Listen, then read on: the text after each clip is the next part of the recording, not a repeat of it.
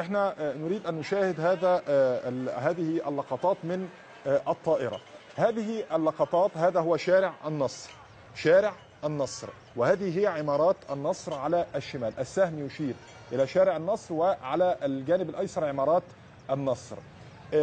نسير إلى الأمام قليلا. هذا هو مسجد رابعة العدوية، مسجد رابعة العدوية. هذه الحشود هي الحشود المؤيدة للرئيس محمد مرسي. تم ترويج هذه الحشود اليوم على أنها معارضة للرئيس محمد مرسي. أرجو عرض الفيديو مرة أخرى حتى نشرح للناس حقيقة الأمر. هذا هو شارع النصر، شارع النصر. هذه العمارات المتواجدة على الشمال هي عمارات النصر.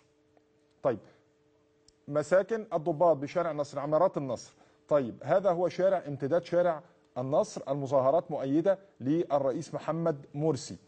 طيب، مسجد رابعة العدوية، السهم سيشير الآن إلى مسجد رابعة العدوية. هذا هو مسجد رابعة العدوية، وهذه المنصة هي المنصة الرئيسية أمام مسجد رابعة العدوية. هذه المظاهرات مظاهرات مؤيدة للرئيس محمد مرسي، تم ترويجها الآن في التلفزيون المصري على الأغاني الوطنية، وفي القنوات الفضائية المملوكة لمحمد الأمين، والمملوكة لمنصور عامر، والمملوكة لحسن راتب وغيرها. تم الترويج على أن هذه المظاهرات معارضة للرئيس.